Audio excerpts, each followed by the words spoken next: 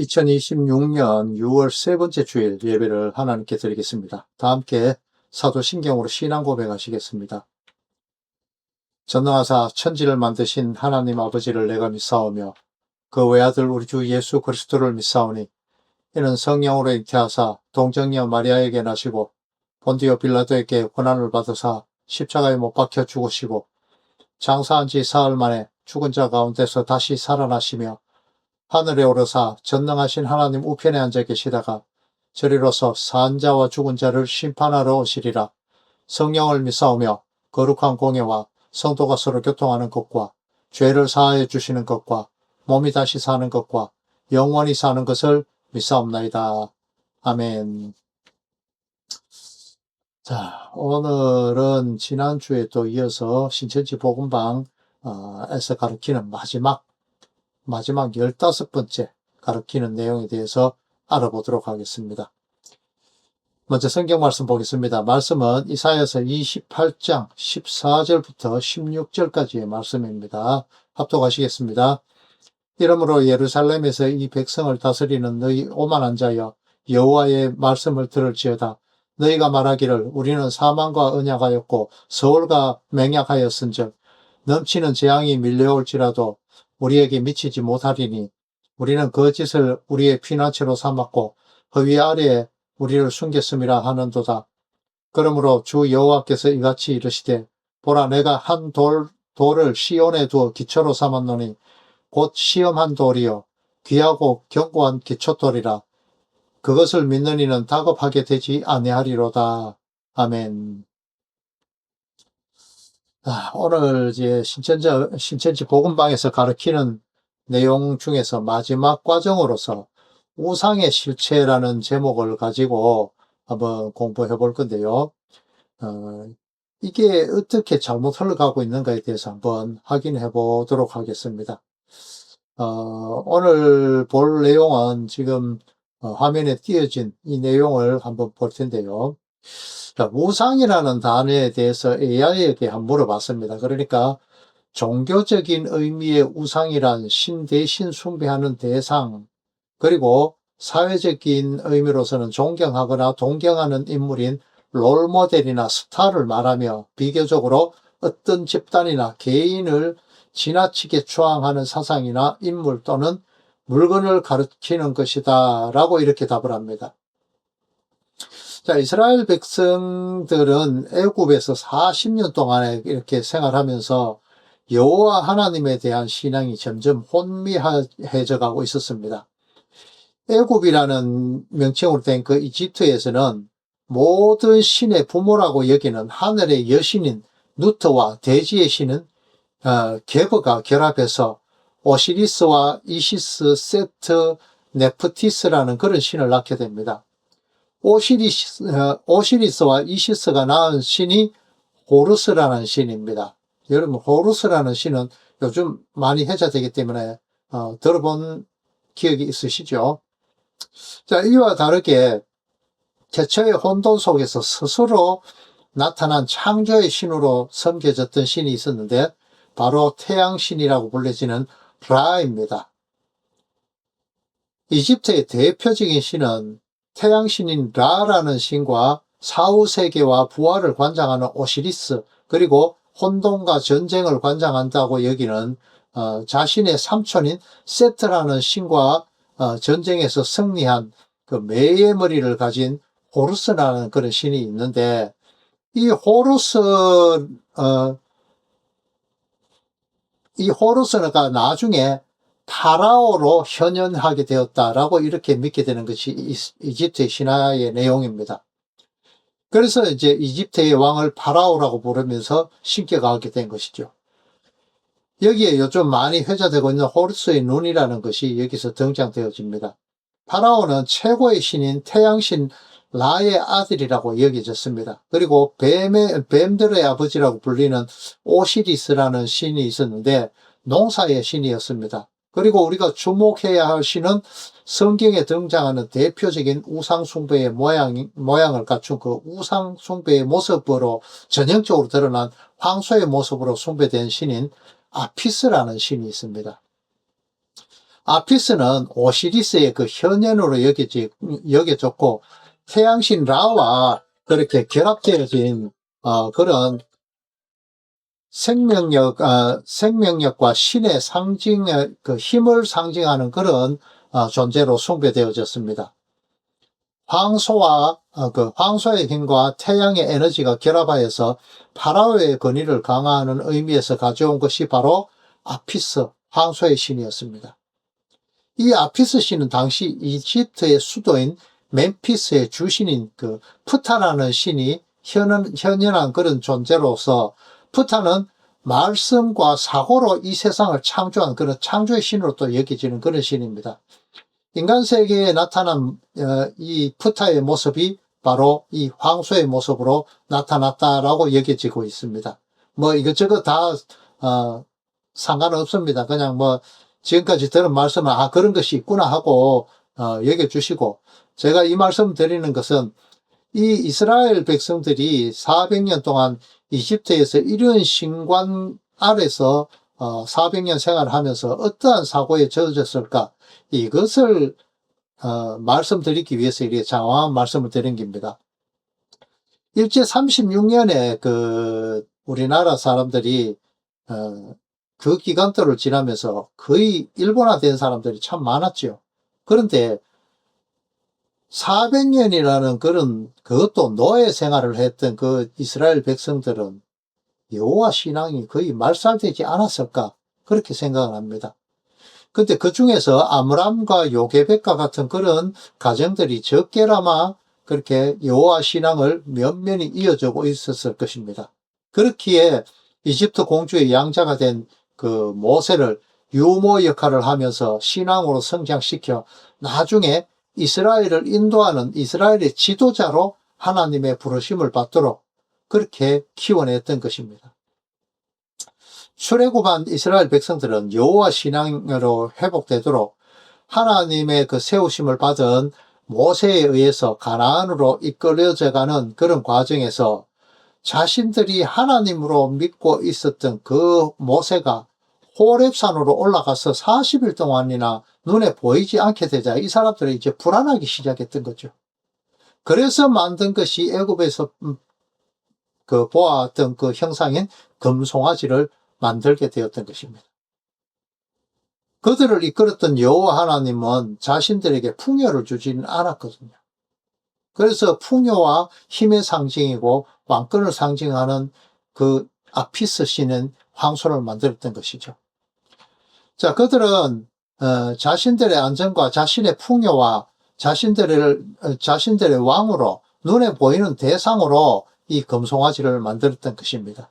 바로 출애굽기 32장 1절에 보면 우리를 위하여 우리를 인도한 신을 만들어, 우리를 이렇게 나오죠. 자신들을 위해서 말입니다. 이스라엘 사람들은 애굽으로 들어가기 이전부터 이미 이방신인 우상을 섬기고 있었습니다. 그 대표적인 것으로 드라빔이라는 그런 가정 수호신이 있었죠. 자, 하나님께는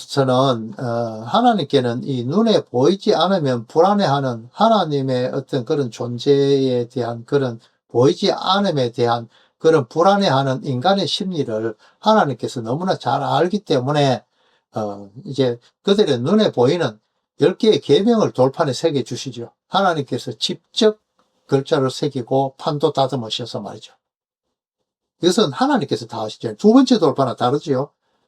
사람이 따듬고 하나님이 글씨를 쓰고, 이게 다른 내용입니다. 그것도 예수님을 나타내는 그런 건데, 그거는 나중에 기회가 되면 한번 설명을 드리겠습니다. 이렇게 지극히 거룩한 것과 죄악이 이렇게 마주치게 되자, 그러니까 우상을 숭배하던 이스라엘 백성들의 금송아지 세웠던 그 모습들과 부딪히니까 이 첫 번째 거룩으로만 만들어졌던 하나님이 만들고 하나님이 쓰신 그 돌판은 깨어질 수밖에 없었습니다. 그 깨어지는 자체가 모세가 잘못되었다 이것이 아니라, 던졌으니까 그것이 아니라 바퀴벌레가 태양빛에 노출되면 죽듯이 죄된 것이 거룩한 것에 부딪히면 이것은 깨어질 수밖에 없는 것입니다. 하나님께서 주신 계명의 첫 번째 계명은 나 외에 다른 신을 네게 두지 말라라는 것이죠. 이 문장 그대로 보면은 어떤 생각이 드십니까, 여러분은? 하나님이 하나님 외에 다른 신이 있다고 이야기하는 것인가? 이런 뉘앙스가 풍겨지시지 않으십니까? 나 외에는 다른 신을 네게 두지 말라. 이 말씀의 답은요, 바로 앞에서 본 출애굽기 32장의 내용에서 잘 나타나고 있습니다. 눈에 보이지 않는 하나님을 형상화한 애굽에서 인도하여 낸 신으로 만든 것이 금송아지 신상이었잖아요. 이제 다시 1계명과 이 상황 자체를 연결해 보겠습니다. 이 계명의 뜻은 나를 다른 신으로 섬기지 말라라는 내용인 것입니다. 그래서 두 번째 계명인 새긴 우상을 너를 위하여서 만들지 말라라고 그렇게 말씀하신 것입니다. 새긴 우상에 해당되는 히브리어는 페셀이라는 단어입니다. 이것은 우상, 형상을 의미하는 단어이고 또 창조물들의 그 형상을 나로 여기지 말라라고 하신 그런 그 형상은 닮은 형상이라는 뜻의 그 테무나라는 그런 단어를 사용합니다. 우상을 영어로 표현한 것이 여러분들이 잘 알고 있듯이 아이돌 이것이거든요. 인기 있는 연예인들과 그 가수들의 팬클럽이 그들의 우상처럼 떠받드는 그 모습을 말하는 것이죠. 하나님은 천상체 하나의 그 유일하신 신입니다. 다른 신이 없다라는 것이죠. 하나님이 눈에 보이지 않고 아담 이후에 직접 아담처럼 대면하여서 대하면서 그렇게 살 수 없는 인간들이 그 하나님을 스스로 만나기 위해서 고행하면서 수도하면서 만들어낸 것이 바로 지구상의 수많은 종교들이라는 것입니다. 그들이 만들어낸 가짜 신들이라는 것이죠. 이스라엘 백성이 금송아지를 만들었듯이 말입니다. 그런 그들이 만드는 신이라는 존재가 바로 우상이라는 것입니다. 그러니까 하나님께서는 자신을 눈에 보이는 존재로 깎아내려서 인간과 동등한 존재로 자신들의 풍요와 자신들을 위하여서 존재하는 그런 존재로 만들지 말아난 것입니다. 그렇게 될 수 없기 때문이라는 것이죠. 그렇게 되면은 하나님의 거룩에 의해서 전 인류는 종말을 맞게 될 것입니다. 왜? 거룩한 것이 죄된 것에 부딪히면 죄된 것은 깨어져 버리기 때문에요. 이것이 우상 숭배하지 말라는 하나님의 명령의 진리이며 하나님의 사랑이라는 것입니다. 그렇기 때문에 기독교는 종교란 범주에 들 수가 없는 것입니다. 자, 이제 이 내용을 잘 생각하시면서 신천지가 말하는 이 우상이 어떻게 성경이 말하는 것과 다르게 나타나는지에 대해서 한번 보도록 하겠습니다. 먼저 그들이 말하는 우상은 금, 은, 동, 나무, 돌 이런 것을 가지고 형상화해서 섬기는 그것에만 한정해서 우상숭배다라고 성급하게 결론 짓는 것을 볼 수 있습니다. 그리고 그 결과를 말합니다. 형상을 만들어 놓고 그것에 절하며 섬기는 사람은 나를 미워하는 자, 나로부터 떠난 자라고 성경 자체도 말씀하고 있습니다. 그런 구절을 끌어왔지요. 그리고는 이 성경 구절을 끌어와서는 그런 사람은 자손 3, 4대까지 죄를 갚아주겠다라는 그 말씀을 끌고 옵니다. 협박하기 위해서죠. 하나님을 사랑하여서 하나님 계명 안에서 계명을 지키는 자에게는 천대까지 은혜를 베푼다라는 말을 가지고 저주와 축복에 대해서 그렇게 말씀하고 있습니다. 네, 여러분, 한 가지 우려되는 일이 있어서 한번 말씀드리는데요. 한동안 우리나라에도 이 가계에 흐르는 저주라는 이 비성경적인 내용이 유행한 적이 있죠. 이들이 기독교라는 그런 탈을 쓰고 교회마다 화려하게 등장했던 그런 시대가 있었습니다. 우리나라에서는 이윤호라는 사람이 가계에 흐르는 저주는 이렇게 끊으라 라는 내용의 그 책까지 출판하면서 센세이션을 일으킨 적도 있습니다. 가장 성경적인 듯한 모습으로 출애굽기 20장 3절에서부터 6절까지의 내용을 가지고 하나님은 이렇게 당신이 범죄하면 당신의 자손에게 저주를 내리신다라고 하면서 가계에 내린 저주를 끊으라라고 이렇게 주장을 하곤 했죠. 자, 이제 성경을 한번 보겠습니다. 예레미야서 31장 29절부터 30절의 내용입니다. 합독해 보겠습니다. 그때 그들이 말하기를 다시는 아버지가 신포도를 먹었으므로 아들들의 이가 시다 하지 아니하겠고 신포도를 먹은 자마다 그가 이가 신 것 같이 누구나 자기 죄악으로 말미암아 죽으리라. 자, 아버지가 신포도를 먹었는데 아들이 그 신포도를 먹은 것을 아버지가 먹은 것 때문에 아들의 이기는 시리지 않는 것 같이 누구나 자기의 죄악 때문에 자기가 하나님으로부터 그에 상응하는 벌을 받게 된다라는 것입니다. 자, 뭐 이거 단순하게 이것만 보니까 아닌 것 같을 수도 있죠. 이 내용은 이스라엘 사람들이 하던 속담이었습니다. 이 내용을 자세히 풀어서 기록해 놓은 성경이 한 곳 더 있으니까 자막에 띄워보겠습니다. 자, 너무 길기 때문에 다 읽어보지 못하지만 각자 한번 이 부분을 정지시켜 놓고 정독을 한번 해보시고 성경 에스겔서 18장을 한번 펴놓고 정독을 해보시기 바랍니다. 예레미야 선지자가 말했던 이 내용이 이스라엘 중에서 그 땅에 관한 그런 속담이라고 말하는 것을 볼 수 있습니다.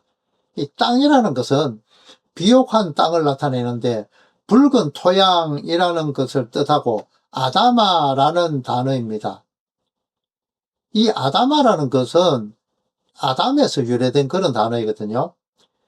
아담은 땅으로, 그렇게 흙으로 만들어진 그런 붉은 자라는 뜻을 가진 이름의 뜻입니다. 좋은 땅이라는 것이죠. 이것은 이 좋은 땅, 에덴에 심겨진 좋은 포도나무의 비유와 같은 그런 맥락에서 이해하셔도 아주 좋습니다. 성경은 순종과 불순종의 여부로 인해서 땅이 저주를 받는다고 이렇게 기록한 것이 참 많습니다. 그리고 땅이 축복받는다 이런 것도 기록해 놨죠. 아담이 땅에서 기원되었음을 말하고 있는 것입니다. 사람과 땅을 혼용해서 이렇게 사용하고 있죠. 자, 이제 다시 돌아가서 이 땅에 대한 속담으로 발생되어지는 것이 바로 신포도입니다. 불순종을 말하는 것으로 신포도를 많이 먹어서 신경이 매우 무뎌진 그런 상태가 되어진 상태의 사람을 말하죠. 친절하게도 에스겔 선지자는 이 3대라는 것에 대해서 에스겔서 18장 전체 내용을 통해서 두 번 다시 이 속담을 쓰지 못하도록 자세히 그 내용이 그런 것이 아니다라고 설명을 해주고 있습니다. 그 내용을 보면요.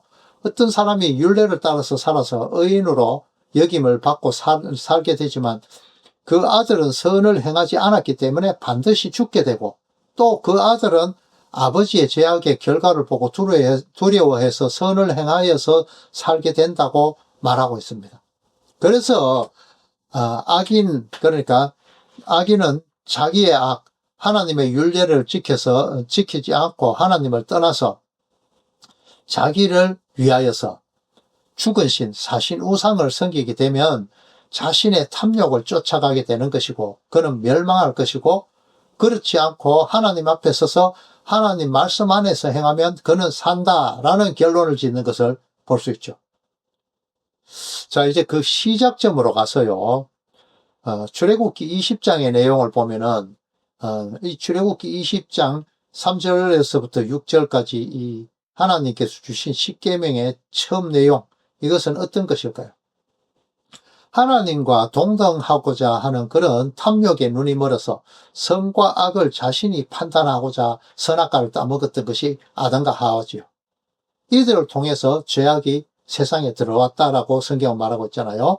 그것이 인간의 근본적인 원죄가 되었고 이것이 바로 성도의 미혹이었던 것입니다. 이것을 경계 삼아서 하나님의 앞으로 돌아오라는 것으로 아담의 일생은 성도들이 앞으로 살아가야 될 그런 이미 왔던 사람들과 지금 살고 있는 우리들과 미래에 올 그런 성도들도 그렇게 샘플로 살도록 그렇게 기록되어 있는 것이 아담의 일생인 것입니다. 신명기 7장 7절을 보면요. 하나님께서 이스라엘 백성을 택하신 이유가 다른 민족보다 수요가 많기 때문이 아니라 오히려 그 민족 중에 가장 적기 때문이라고 말합니다. 가장 띨띨하기 때문이라는 것이죠.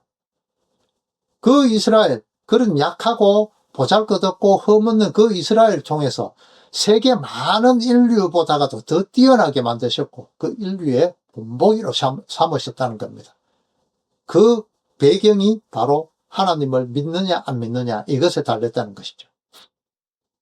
법학이나 범죄학에서는 이러한 것을 일방적 예방이라고 해서 특정한 개인이 처벌을 받는 것을 통해서 사회 전체가 경각심을 갖게 되는 그런 효과를 가져온다라고 이렇게 보기 때문에 우리는 형법, 형소법 이런 것들을 통해서 죄악을 처벌하고 뭐 이런 것들을 통해서 다시는 범죄를 하지 않도록 하는 것이 바로 형법의 취지죠. 너무 약해서 좀 문제지만요. 자, 우리네 선조들은 이런 것들을 일벌백계다라고 이렇게 하죠. 자, 종합해서 보면은 나를 미워하는 사람에게는 일벌백계에서 그 본보기를 보여주겠다라고 하신 것이 바로 3, 4대까지 이르게 한다라는 그 말에 있습니다. 하나님의 사랑이 너무나 완벽하게 드러나 있는 말씀 아닙니까? 그와 반대로 이어서 나오는 하나님을 사랑하고 하나님의 계명을 지키는 자에게는 천대까지 은혜를 베푼다라고 말씀하고 있습니다. 자, 대부분 짝퉁 종교들이나 일반 기독교에서도 실질적으로 지금 현재 기독교에서도 이 부분들을 더 강조를 많이 하죠. 복 이러면서요. 그런데 여기다 설적이 공포심을 일으키는 그런 말로 3, 4대까지 저주를 받는다. 이렇게 해서 짝퉁 종교로 끌어가는 그런 인간들도 많죠. 기성교회에서는 이것들을 이용해서 헌금을 강요하는 그런 미끼로 사용하기도 합니다. 여러분, 그 천대라는 것에 대해서 한번 생각해 보신 적이 있습니까? 자, 사람의 평균 수명을 80세로만 본다면, 요즘 수명이니까 80대로만 본다면 거기에 천대니까 천을 곱해보세요.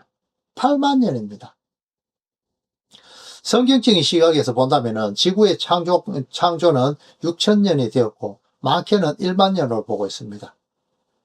일부 과학자들이 주장하는 45억 년 전에 지구가 탄생되었고 우주는 138억 년 전에 우연히 만들어졌다라고 이렇게 주장하는데, 지구와 우주가 그렇게 오래전에 생성되었다고 말하는 그 과학적인 논리는 전혀 근거 없는 것은 아닙니다. 하나님이요, 아담을 성인으로 창조하셨죠. 이것과 마찬가지로 우주와 물질, 모든 물질들은 성인의 아담을 살기 가장 좋도록 그런 적합한 조건으로 하나님은 이 지구와 우주와 모든 것을 만들었을 것이라는 거지요. 자, 각설하고요, 천대에 이르는 은혜를 베푸신다는 말씀은 하나님의 은혜의 깊이와 넓이를 말해주는 것입니다. 그것을 문자 그대로 읽어서 해석하는 그런 어리석음을 범해서는 안 되는 것입니다. 이러한 신앙적 관점을 가지고 오늘 확인해보자 하는 그 신천지가 말하는 우상의 실체, 아니 신앙인 대부분이 가지고 있는 우상의 실체에 대해서 한번 짚고 넘어가 보겠습니다. 자, 모든 신앙인들 가운데 우상 숭배라 하면은 신천지인들이 말하는 것과 같은 것과 별반 다르지 않게 다른 종교들의 신상 앞에 절하고 그것을 믿는 행위만을 우상 숭배다라고 그렇게 생각합니다. 아담이 하나님께 불순종함에 따라서 에덴 동산에서 쫓겨나게 되죠. 에덴 동산은 하나님과 마주보고 대화할 수 있는 대제사장이 들어가서 지성소에 들어가서 대화했죠. 바로 이것과 같은 지성소와 동일한 것이 바로 에덴 동산이라는 것입니다. 이 죄악으로 인해서 결국 땅은 저주를 받고 가시와 은근키를 내는 그런 저주의 땅의 기능을 제대로 하지 못하는 붉은 흙의 아담이 하나님의 뜻을 이루지 못하고 있는 그런 상태를 이야기하고 있습니다. 쫓겨나고 땅이 저주를 받게 되죠. 이것은 땅과 아담을 동일하게 보는 것입니다. 땅에서 흙에서 취한 것이 아담이고 붉은 흙으로 된 것이 그 아담이기 때문인 것이죠. 사람은 살면서 가시와 은근키와 같은 그런 번뇌를 겪게 됩니다. 그것은 자신이 원하는 그런 자신의 삶에 자신이 원하는 그런 것들이 주어지지 않을 때 스스로 무엇인가를 발견해서 스스로 고행을 하는 그런 것으로 드러나는 것이죠. 수도하고 고행하고 이런 것으로. 하나님 앞에 뜨는 인생은 자신의 배, 자신의 소욕, 자신의 탐욕을 생의 기본 베이스로 여기고 그것을 위해서 살게 됩니다. 자, 하고르. 하나님 앞을 떠나서 하고르, 무화과나무 치마, 전쟁에 필요한 칼을 차는 그런 허리띠를 띠고 하나님을 대적하는 자리에 선 그런 아담과 같은 존재로 살고 있는 것이 바로 이 인류라는 것입니다. 하나님은 이렇게 말씀하십니다. 다른 모든 것 보지 말고 풍랑이 많이 치지 그곳에도 그 파도를 보지 말고 나만 바라봐. 다른 것 보지 마. 내가 너를 안전하게 위험이 오면 내가 손으로 너를 덮어서 생명싸개 안에 넣어서 지켜줄게 라고 말입니다. 하나님은 하나님 외의 모든 것들을 하나님의 시각이 아닌 자신의 탐욕의 시각으로 마음으로 바라보는 것, 그것을 우상숭배다라고 말씀을 하십니다. 10계명이 제1계명인 나 외에 다른 신을 두지 말라라는 것은 그렇기 때문에 나를 다른 신으로 섬기지 말라라는 뜻이라는 것입니다. 히브리어 알파벳의 처음 시작이 알레프라는 단어입니다. 이것은 시작과 근원과 그 시작과 근원이 이 유일함을 나타내는 그런 숫자로 나타내는 그 1로 사용되기도 합니다. 고대 히브리인들은 이 아라비아 숫자를 사용하지 않고 이 알파벳 자체를 가지고 숫자로 나타냈습니다. 그 순서대로요. 히브리어 알파벳의 그 처음이 바로 알레프인데요. 이 알레프가 하나님을 의미하는 데 있고 이것은 황소의 뿔의 모양을 나타내는 그런 글자로도 사용됩니다. 그리고 마지막 글자는 타우라는 글자입니다. 이렇게 하나님은 이 알레프이지만은 타우로도 나타난다는 것이죠. 예수님. 자, 이것을 다시 한번 보겠습니다. 이것은 십자가, 완성, 결말이라는 뜻을 담은 그런 알파벳이라는 것입니다. 예수님께서 십자가로 완성하신, 하나님께서 창조하시고 예수님께서 완성하신다. 이것을 나타내는 것이 알파와 오메가, 이렇게 나타내는 것입니다. 이 표현은 히브리어의 개념을 차용한 것입니다. 그래서 이 알파와 오메가라는 말은 처음 삼위의 하나님께서 시작해서 구원자로 오신 성자 예수님에 의해서 모든 이 유한의 세상에 완성이 되어진다라는 것을 나타내고 있습니다. 이렇게 히브리어 알파벳 처음인 숫자인 알레프는 하나님을 나타내기도 하지만은 황소를 나타내기도 하는 그런 의미의 알파벳입니다. 이스라엘 백성들이 광야에서 하나님을 금송아지로 만든 것에 대해서 견주어 볼 수 있겠죠. 이것처럼 하나님을 다른 신으로 섬기지 말라라는 말입니다. 하나님이 스스로 나 외에 다른 신이 존재하니까 그런 신들은 내가 시기라니까 너희들은 섬기지 마! 라고 하는 것이 아니다라는 것이죠. 그런 관점에서 이 계명은 너를 위하여서 내가 안 보인다고 내가 만든 물질 세상의 그 물질적인 모습들을 통해서 나를 보기 위해서 형상을 만들어서 그것에 절하거나 섬기면 안 돼. 나는 그런 것들 속에 있지 않고 원래 내 것인 내가 만들고 택한 너희들의 영혼 속, 택한 자들의 영혼 속에만 있을 거야. 그러니까 다른 것들을 만들어서 그것을 나로 섬기는 것은 바로 나를 버리는 것이야. 바로 아담의 모습이죠. 바로 그것이 우상숭배다 라고 말씀하시는 겁니다. 결국 우상숭배라는 것은요, 우리가 이제 여태까지 생각하고 있던 뭐 부처라든가 다른 종교의 신에게 절하고 하는 그것만을 그거는 베이스고요. 그것만이 우상숭배가 아니라 나 자신의 필요를 채우기 위한 그 탐욕의 결과물을 내가 가지고자 하는 그것들을 우상숭배라 하는 것입니다. 자, 이스라엘 백성들이 광야에서 금송아지 상을 만들면서도 한 말이 우리를 위하여 우리가 원하는 것들이 있는 곳으로 이끌어줄 그런 신을 만드는 것이 바로 알레프, 송아지 뿔, 하나님 대신한 그 금송아지였습니다. 자, 오늘 신천지 복음방에서 가르치는 우상의 실체나 교회에서 가르치는 우상의 실체가 뭐 별로 다를 바 없죠. 참 개탄스러운 일입니다. 성도 여러분, 여러분은 신앙생활이라는 것을 하시면서 자신의 소욕을 위해서 하나님을 이용하려는 그런 행위들은 하시지 않으셨습니까? 그것은 하나님 이외에 다른 신을 섬기는 것과 같은 그런 우상숭배가 되는 것입니다.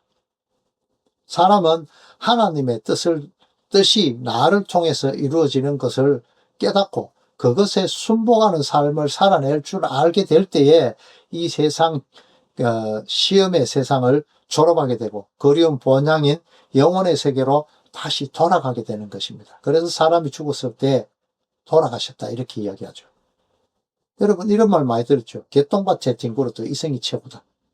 요거 사탄이 있든지는 달콤한 사탕입니다.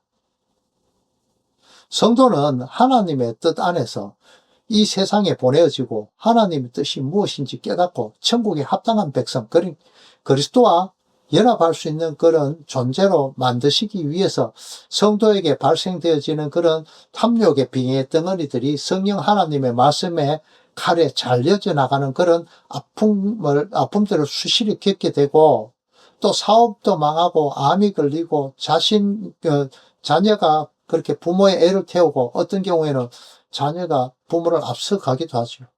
이런 여러 가지 사건 사고에 휘말리는 그런 일들을 하나님께서는 선용을 하여서 사용하십니다. 성도가 성도되게 하기 위해서요. 완벽한 그리스도의 지체가 되어지게 될 때 이제 성령 하나님의 깎으심으로 인해서 그리스도의 신부로서의 자격이 주어지게 되고 비로소 천국문인 그 그리스도를 통과할 수 있는 그런 자격이 하나님으로부터 부여되게 됩니다. 이 광야 같은 나그네의 시험의 세상에 졸업학점을 다 채우고 졸업하게 되는 것이죠. 할렐루야, 감사합니다. 빨리 쫓아가야죠.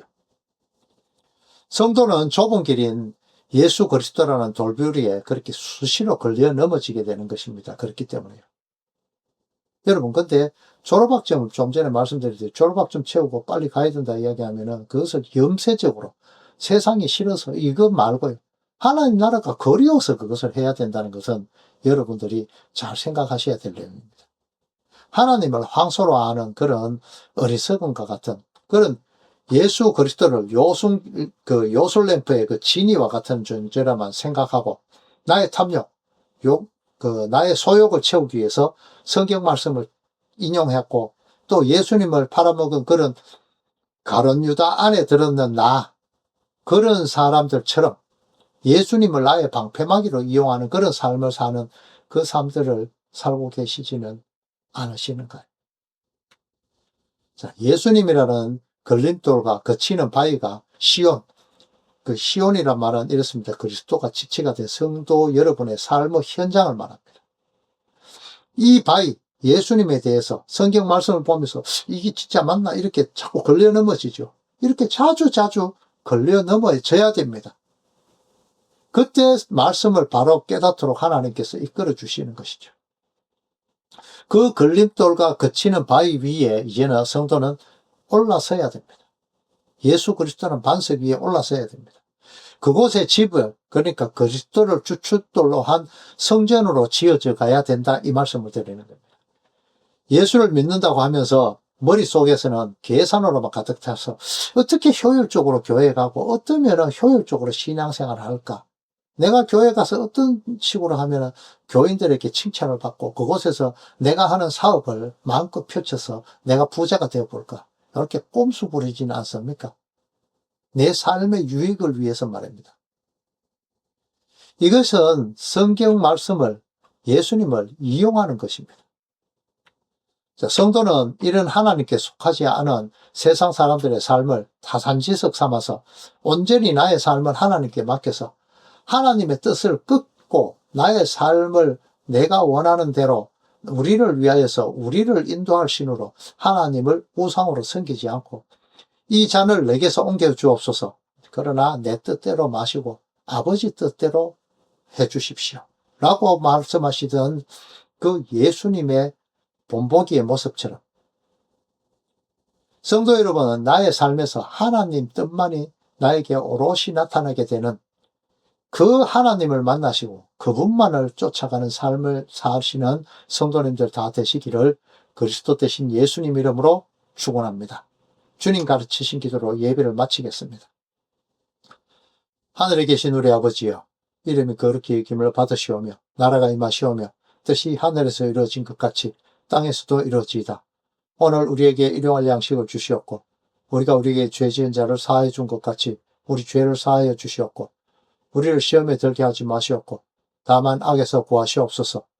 나라와 권세와 영광이 아버지께 영원히 있사옵나이다. 아멘.